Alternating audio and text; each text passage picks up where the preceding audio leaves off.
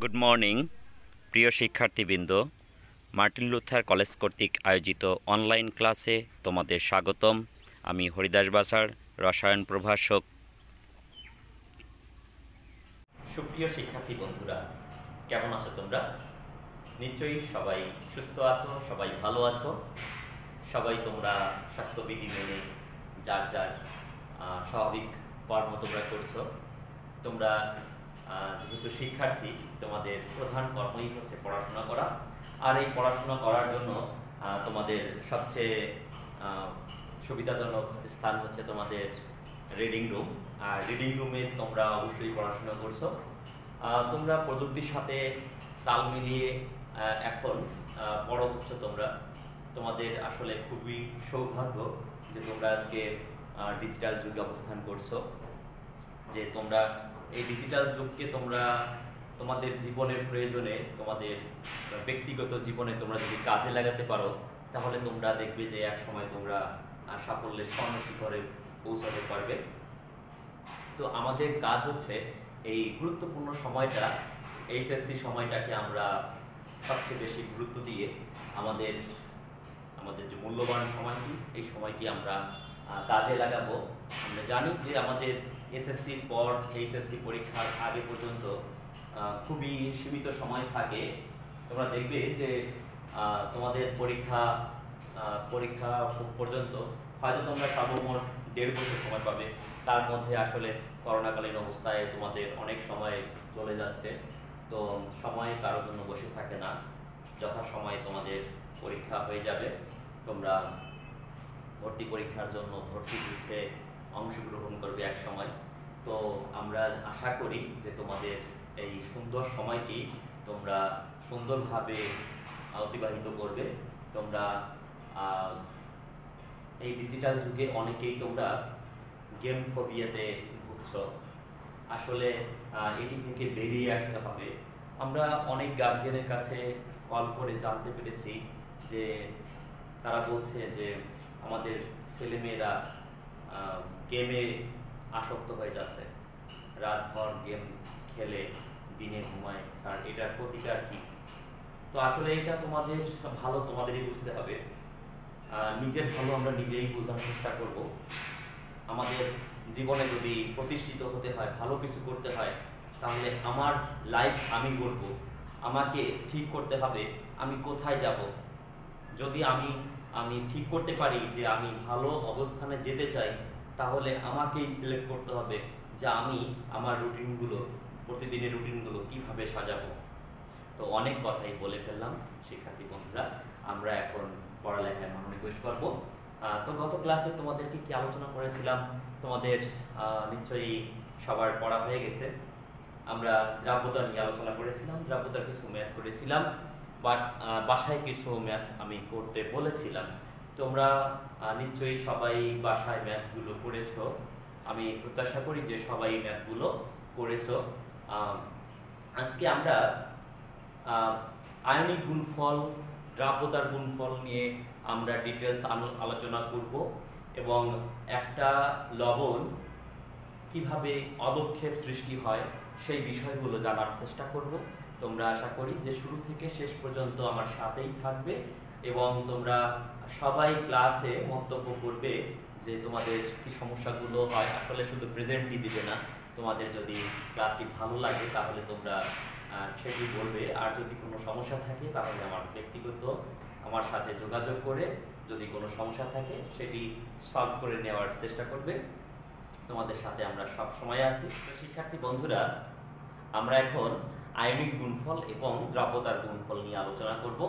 তো আয়নিক গুণফল হচ্ছে কি, দেখো যে সম্পৃক্ত এবং অসম্পৃক্ত উভয় দ্রবণের, কোনো স্বল্প দ্রবণীয় তড়িৎ বিশ্লেষ্য লবণের আয়নদ্বয়ের ঘনমাত্রার গুণফলকে আয়নিক গুণফল বলা হয়ে থাকে।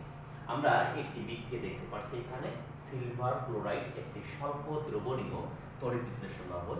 এটি প্রথমে জলীয় দ্রবণে এখানে দ্রবীভূত অবস্থায় থাকে, এখানে যদিও অল্প দ্রবণীয় অবস্থা থাকে, পরবর্তীতে এটি আয়ন তৈরি করে সিলভার আয়ন এবং ক্লোরাইড আয়ন। আমরা এর আয়নিক গুণফল KIP লিখতে পারি আয়ন হচ্ছে আয়নাইজেশন প্রোডাক্ট। তো আয়নিক গুণফলের মান এটা সিলভার আয়নের ঘনমাত্রা গুণ ক্লোরাইড আয়নের ঘনমাত্রা।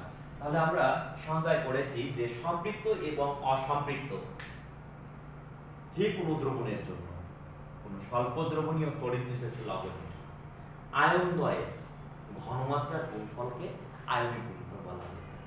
তাহলে আয়নিক গুণফল হচ্ছে মূলত হচ্ছে যে কোনো দ্রবণের ক্ষেত্রে আয়নিক গুণফলের মান পাওয়া যায়। সেটি হতে পারে সম্পৃক্ত দ্রবণ, হতে পারে অসম্পৃক্ত দ্রবণ, হতে পারে অতিপৃক্ত দ্রবণ। যে কোনো দ্রবণের জন্য আয়নিক গুণফল হতে পারে।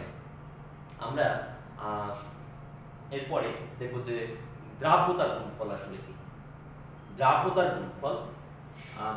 গুণফল হতে হলে এখানে একটা বিষয় তোমাদের মনে রাখতে হবে, এখানে দ্রাব্যতার গুণফলে সম্পৃক্ত দ্রবণ কথাটি ফিক্সড থাকবে। আমরা যেমন দেখেছি আয়নিক গুণফলের ক্ষেত্রে যে সম্পৃক্ত, অসম্পৃক্ত, অতিপৃক্ত যে কোনো দ্রবণের জন্যই আয়নিক গুণফল পাওয়া যায়। কিন্তু দ্রাব্যতার গুণফল হতে হলে অবশ্যই সেই দ্রবণটিকে হতে হবে সম্পৃক্ত দ্রবণ। তাহলে দ্রাব্যতার গুণফলের সংজ্ঞাটা কেমন? দ্রাব্যতার গুণফল হচ্ছে সম্পৃক্ত দ্রবণের ক্ষেত্রে, নির্দিষ্ট তাপমাত্রায় সম্পৃক্ত দ্রবণের ক্ষেত্রে কোনো স্বল্প দ্রবণীয় তড়িৎ বিশ্লেষ্য লবণের আয়নদ্বয়ের ঘনমাত্রার গুণফলকে দ্রাব্যতার গুণফল বলা হয়ে থাকে। এখানে তোমাদের মনে রাখতে হবে যে আয়নদ্বয়ে আমরা পেয়ে থাকি, সেই আয়নদ্বয়ে যদি মোল সংখ্যা থাকে যদি 2, 3 এমন মোল সংখ্যা থাকে, তাহলে তার ঘাতে রূপান্তর করে গুণফল করতে হয়। তো দ্রাব্যতার গুণফল এবং আয়নিক গুণফল দুটির জন্যই সঠিক। আমরা এখানে যেমন এটি দেখতে পাচ্ছি যে একটা লবণটি দুইটি হচ্ছে যোজনী এক, তাই এখানে আমরা প্লাস এবং মাইনাস চার্জ দিয়েছি। অর্থাৎ এখানে যোজনী যদি দুইটারই একই থাকে যোজনী, তাহলে সেই ক্ষেত্রে আমরা চার্জকে হচ্ছে এক দিয়ে থাকি, প্লাস মাইনাস এভাবেই প্রকাশ করে থাকি। সেক্ষেত্রে আমাদের ঘাত 1 দেওয়ার কোনো প্রয়োজন হয় না, তাই এখানে আমরা দেইনি। তাহলে দ্রাব্যতার গুণফল দেখো, এই বিক্রিয়াটার জন্য আমরা যদি দ্রাব্যতার গুণফল লিখি SP হচ্ছে সিলভার আয়নের ঘনমাত্রা গুণ ক্লোরাইড আয়নের ঘনমাত্রা। দেখো সূত্রটি কিন্তু একই, কিন্তু আমাদের এখানে পার্থক্য হচ্ছে এটি হচ্ছে সম্পৃক্ত দ্রবণের জন্য দ্রাব্যতার গুণফল হয়ে থাকে, আর অসম্পৃক্ত দ্রবণের জন্য বা সম্পৃক্ত বা অতিপৃক্ত দ্রবণের জন্য এই KIP বা আয়নিক গুণফল হয়ে থাকে। তো এটি আমাদের মাথায় রাখতে হবে। একটি হচ্ছে যে কোনো দ্রবণের জন্য KIP হয়, আর সম্পৃক্ত দ্রবণের জন্য হয়ে থাকে KSP। তো এখন এসো আমাদের কিছু বৈশিষ্ট্য জেনে নেওয়া যাক যে KIP এবং KSP এর মধ্যে সম্পর্ক বা বৈশিষ্ট্যগুলো আমরা একটু জেনে নিই। শিক্ষার্থী বন্ধুরা, KIP এবং KSP অর্থাৎ আয়নিক গুণফল এবং দ্রাব্যতার গুণফলের মধ্যে সম্পর্কটা কেমন ধারাবাহিকভাবে আমরা যদি দেখি, যে প্রথমত হচ্ছে যে আয়নিক গুণফল হচ্ছে যে কোনো দ্রবণের জন্য কোনো নির্দিষ্ট তাপমাত্রায় স্বল্প দ্রবণীয় কোনো লবণে আয়নদ্বয়ের ঘনমাত্রার গুণফলে রূপান্তরিত ঘনমাত্রার মাধ্যমে ঘাতে রূপান্তরিত যে আয়নদ্বয়, সেই আয়নদ্বয়ের গুণফলকে বলা হয় হচ্ছে আয়নিক গুণফল বা KIP। এবং একটা নির্দিষ্ট তাপমাত্রায় কোনো সম্পৃক্ত দ্রবণে উপস্থিত যে আয়নদ্বয়, কোনো লবণের স্বল্প দ্রবণীয় লবণের আয়নদ্বয়ের গুণফলকে বলা হয় হচ্ছে দ্রাব্যতার গুণফল। আমরা ইতিমধ্যে এই সংজ্ঞাটি জেনেছি। তাহলে প্রথমত আমরা সংজ্ঞাটি হিসেবে আমরা বুঝে নিলাম যে একটা হচ্ছে যে কোনো দ্রবণের জন্য কোনো স্বল্প দ্রবণীয় লবণের আয়নদ্বয়ের গুণফল হচ্ছে আয়নিক গুণফল, আর সম্পৃক্ত দ্রবণের জন্য সম্পৃক্ত দ্রবণে উপস্থিত যে লবণের আয়নদ্বয় তাদের গুণফলকে বলা হয়ে থাকে দ্রাব্যতার গুণফল। আচ্ছা, যেহেতু আয়নিক গুণফল যে কোনো দ্রবণের জন্য হতে পারে, অর্থাৎ এটি হতে পারে লঘু দ্রবণ, গাঢ় দ্রবণ বা অতি গাঢ় দ্রবণ হতে পারে, সুতরাং আয়নিক গুণফলের মান ভিন্ন ভিন্ন হবে। আয়নিক গুণফলের মান গাঢ়তার উপর নির্ভরশীল। কিন্তু দ্রাব্যতার গুণফল যেহেতু সম্পৃক্ত দ্রবণের জন্য হয়ে থাকে, আর আমরা জানি একটি লবণের সম্পৃক্ত দ্রবণ তৈরি করতে একটি নির্দিষ্ট পরিমাণ দ্রবের প্রয়োজন হয়, তাহলে সম্পৃক্ত দ্রবণের ক্ষেত্রে কেএসপির মানটা ফিক্সড হবে। কোনো একটা লবণের সম্পৃক্ত দ্রবণের বা কোনো একটা লবণের কেএসপির মান ফিক্সড, কিন্তু কেআইপির মান তার ভিন্ন ভিন্ন হতে পারে।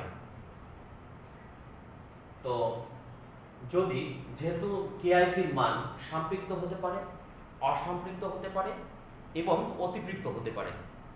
ব্যাপারটা এমন, যদি অসম্পৃক্ত হয় দ্রবণটি তাহলে কেআইপির মান কম হয়ে থাকে, সেক্ষেত্রে দ্রবণটি সমসত্ব দ্রবণ আমরা বলতে পারি।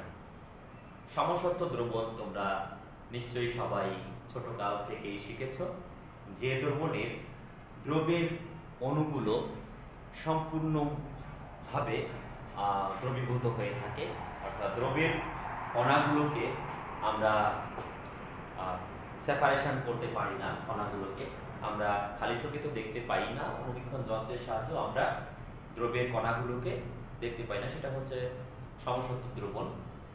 যদি সম্পৃক্ত দ্রবণ হয় তাহলে কণাগুলো এক সর্বোচ্চ গাঢ়তায় হতে থাকে। যদি অতিপৃক্ত দ্রবণ হয়ে থাকে, অর্থাৎ কেআইপির মান অনেক বেশি হয়ে থাকে, তখন দেখা যাচ্ছে যে দ্রবণের তলদেশে অদক্ষেপ সৃষ্টি হতে থাকে। তাহলে অদক্ষেপ হওয়ার একটি শর্ত হচ্ছে কেআইপি এর মান সর্বোচ্চ হওয়া।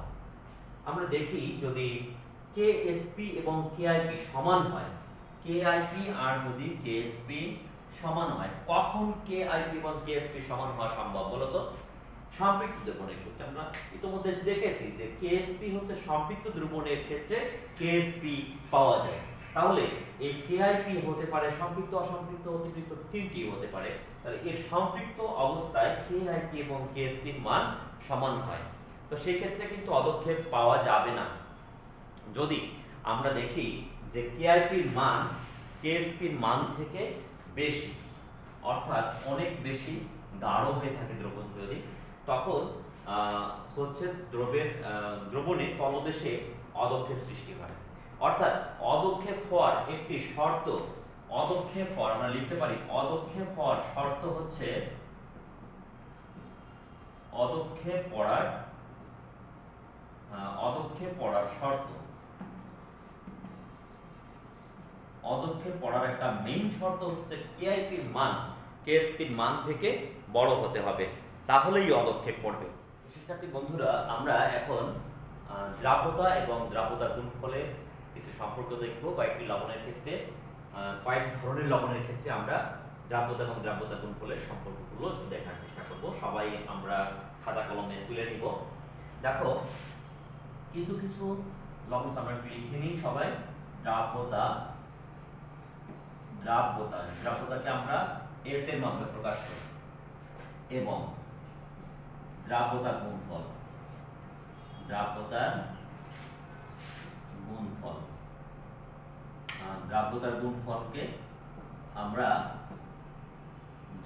গুণফলকে আমরা কেএসপি এর মাধ্যমে প্রকাশ করে থাকি। এর মধ্যে হচ্ছে সম্পর্ক।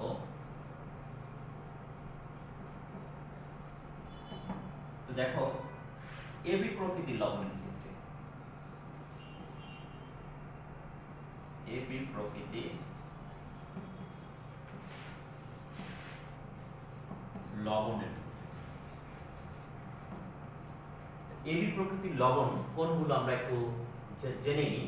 একটু আগে যে লবণটা আমরা লিখছিলাম, উদাহরণ দিয়েছিলাম, সিলভার ক্লোরাইড। সিলভার ক্লোরাইড কিন্তু এবি প্রকৃতির লবণ। আরো আমরা যদি লিখি ক্যালসিয়াম সালফেট, তারপরে ফেরাস সালফেট, আরো ভিন্ন ধরনের লবণ হতে পারে। তো এইগুলো হচ্ছে এবি প্রকৃতির লবণ। তো আমাদের মনে রাখতে হবে যে স্বল্প দ্রবণীয় লবণ, সব লবণই কিন্তু আমরা দ্রাব্যতা এবং দ্রাব্যতার গুণফলের ম্যাথমেটিক্সে আমরা ইউজ করতে পারবো না। তোমাদের শুরুতেই বলেছি যে স্বল্প দ্রবণীয় লবণ হতে হবে। তো সিলভার ক্লোরাইড একটি স্বল্প দ্রবণীয় লবণ, ফেরাস সালফেট, ক্যালসিয়াম সালফেট এগুলো স্বল্প দ্রবণীয় লবণ। তো এই স্বল্প দ্রবণীয় লবণের ক্ষেত্রে এবি প্রকৃতির লবণের ক্ষেত্রে আমরা এই এবি কে লিখতে পারি, দেখো আমরা A প্লাস আয়ন আকারে একবারে আমরা লিখি aqueous B মাইনাস aqueous। যদি মনে করো AB এর দ্রাব্যতা S হয়, AB এর দ্রাব্যতা আমরা যদি ধরি S, তাহলে A এর দ্রাব্যতা S হবে, B এর দ্রাব্যতাও হবে S। সেক্ষেত্রে দ্রাব্যতার গুণফল KSB হবে S ইনটু S, অর্থাৎ S স্কয়ার। অর্থাৎ এবি প্রকৃতির লবণের দ্রাব্যতার গুণফল হয়ে থাকে S স্কয়ার।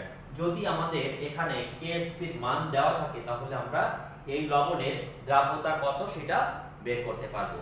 আমরা জানি যে প্রত্যেকটা লবণের আলাদা আলাদা KSB এর মান হয়ে থাকে, তাহলে এই KSB এর যে ধ্রুব মানটা, সেই ধ্রুব মানটা যদি দেওয়া থাকে তাহলে সেই লবণের দ্রাব্যতা কতটুকু আমরা সেটা ম্যাথমেটিক্স এর মাধ্যমে এই সূত্র ইউজ করে করতে পারবো।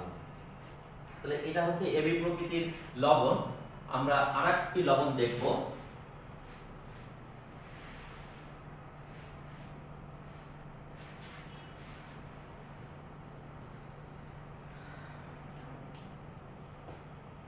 AB2 প্রকৃতির লবণ। AB2 প্রকৃতির লবণের ক্ষেত্রে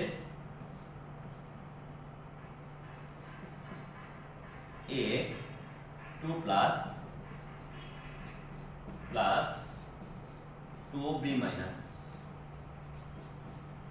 তোমাদের একটু খেয়াল করো, AB2 প্রকৃতির লবণের ক্ষেত্রে আমরা দেখলাম যে একটা হচ্ছে A2 প্লাস এবং অন্যটা হচ্ছে 2B মাইনাস। আচ্ছা, একটু খেয়াল করে দেখো, এর যোজনী হচ্ছে এটা ডান পাশে আছে। আমরা যখন আয়ন লিখি তখন তার যোজনী যত তত আয়ন আমরা লিখে থাকি। তাহলে এটা হচ্ছে ক্যাটায়ন A2 প্লাস, আর দ্বিতীয়টা সাধারণত অ্যানায়ন থাকে, আর 2B মাইনাস। এখানে 2 দিয়েছি কারণ এখানে দুইটা আছে B, সমতা করার জন্য 2 দেওয়া হয়েছে। তো আমরা AB2 এর দ্রাব্যতা যদি S ধরি তাহলে A এর দ্রাব্যতা হবে S, B এর দ্রাব্যতা S হবে, কিন্তু এখানে 2 মোল আছে বলে এখানে হবে 2S। এক্ষেত্রে দ্রাব্যতার গুণফল তোমরা বের করো, সবাই নিজেরা চেষ্টা করো। KSB এর মান কত হবে? S গুণ, আমরা বলেছিলাম যে দ্রাব্যতার গুণফল হচ্ছে যে আয়নদ্বয়ের ঘনমাত্রার ঘাতে রূপান্তরিত গুণফলকে হচ্ছে দ্রাব্যতা গুণফল বলা হয়। তাহলে এটা ঘনমাত্রাই হচ্ছে দ্রাব্যতা। এর ঘাত কত? এর যেহেতু মোল সংখ্যার ঘাতে রূপান্তরিত, এখানে মোল সংখ্যা হচ্ছে 1 তাই এর ঘাত 1, কিন্তু এটার মোল সংখ্যা হচ্ছে 2, সুতরাং এর ঘাত হবে স্কয়ার। তাহলে আমরা নিশ্চয়ই বুঝতে পারছি যে মোল সংখ্যার ঘাতে রূপান্তরিত ঘনমাত্রার গুণফলকে বলা হয় হচ্ছে দ্রাব্যতার গুণফল। তো সংজ্ঞা অনুসারে আমরা লিখতে পারি, আমাদের মনে রাখবো আমরা এইভাবে, যদি মোল সংখ্যা থাকে কোনো একটা সংখ্যা তাহলে সেই সংখ্যাটা হবে তার পাওয়ার। তাহলে এই পাওয়ার দিয়ে আমরা এইভাবে KSB এর মান বের করতে পারবো। তো দেখো S ইনটু 4S স্কয়ার অর্থাৎ 4S কিউব, অর্থাৎ AB2 প্রকৃতির লবণের KSB এর মান হবে 4S কিউব। এই ক্ষেত্রে আমরা যদি KSB এর মান জানি তাহলে S এর মান অর্থাৎ দ্রাব্যতা বের করতে পারবো। এই সূত্র প্রয়োগ করে আমরা দ্রাব্যতা বের করতে পারবো। এখন এর বাস্তবে একটা উদাহরণ দেখি আমরা, ক্যালসিয়াম ক্লোরাইড। ক্যালসিয়াম ক্লোরাইড হতে পারে ম্যাগনেসিয়াম ক্লোরাইড। তাহলে এই ক্যালসিয়াম ক্লোরাইড, ম্যাগনেসিয়াম ক্লোরাইড এগুলো হচ্ছে AB2 প্রকৃতির লবণ। তোমরা একটু খেয়াল করে দেখো, এটা A আর এটা যদি আমরা B ধরি তাহলে AB2 সংখ্যা নিচে 2 আছে, AB2 প্রকৃতির লবণ। তো এই লবণগুলো হচ্ছে এই সূত্রের মাধ্যমে হয়ে থাকে। তাহলে আমরা দুই প্রকারের লবণ দেখলাম, আমরা আরো দুই প্রকারের লবণের ক্ষেত্রে দেখব যে আমাদের দ্রাব্যতা এবং দ্রাব্যতার গুণফলের সূত্র কেমন হয়ে থাকে।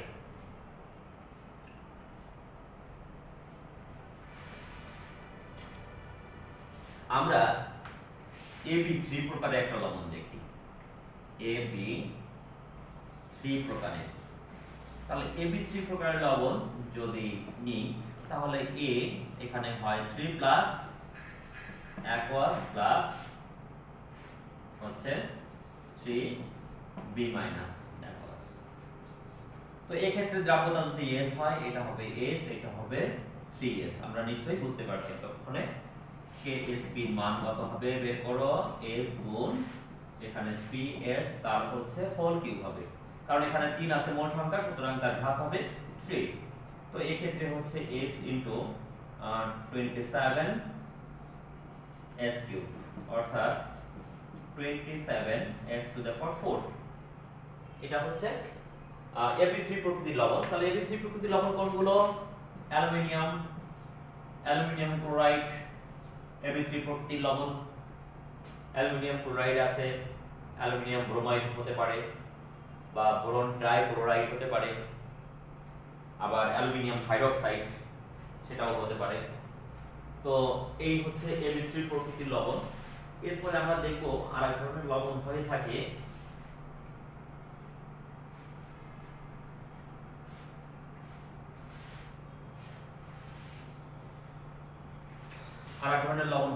লবণ বা যৌগ হয়ে থাকে এরকম যে A2B3 প্রকৃতির। তাহলে A2B3 প্রকৃতির যৌগের ক্ষেত্রে কেমন হয় দেখো তো, A2B3 তাহলে A3 প্লাস আগে আমরা B2 মাইনাস, এভাবে আমরা ক্যাটায়ন এবং অ্যানায়নের মাধ্যমে লিখি। আমরা জানি এ যোজনী এর উপরে, এর যোজনী হচ্ছে এর পাশে, তাহলে আমরা এভাবে ক্যাটায়ন অ্যানায়নকে লিখলাম। এখন এটা আছে দুইটা, সুতরাং এর মোল সংখ্যা 2, এর মোল সংখ্যা হচ্ছে 10। এখন আমরা যদি এর দ্রাব্যতা ধরি S, তাহলে এর দ্রাব্যতা হবে 2S, এটা দ্রাব্যতা হবে 3S। আমরা দ্রাব্যতার সংখ্যা জানি মোল পার লিটার। দ্রাব্যতার সংখ্যা হচ্ছে একক হচ্ছে মোল পার লিটার, অর্থাৎ প্রতি লিটারে 1 মোল দ্রব্য দ্রবীভূত থাকে দ্রাব্যতায় আমরা এটা দেখেছি। আমরা দ্রাব্যতার সংখ্যায় দেখেছি যে মোল প্রতি লিটারে, লিটারকে বলা হয় হচ্ছে এর একক।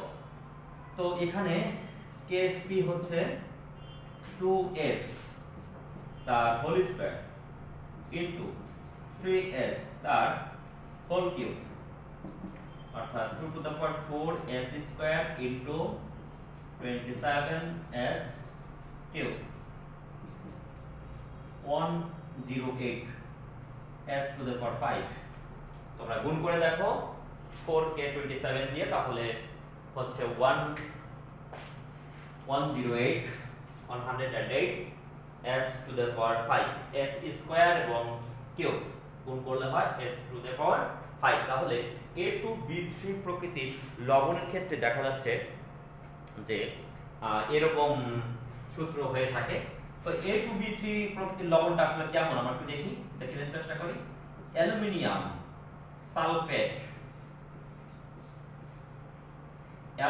সালফেট হচ্ছে A2B3 প্রকৃতির লবণ, স্বল্প দ্রবণীয় লবণ অ্যালুমিনিয়াম সালফেট। তাহলে এটার সাথে আমরা সবাই পরিচিত আছি, এটা একটা লবণ যা হচ্ছে স্বল্প দ্রবণীয় লবণ A2B3 প্রকৃতির, এবং এটার KSP এবং দ্রাব্যতার মধ্যে, অর্থাৎ হচ্ছে দ্রাব্যতার গুণফল এবং দ্রাব্যতার মধ্যে সম্পর্কটা এভাবে হচ্ছে প্রতিষ্ঠিত।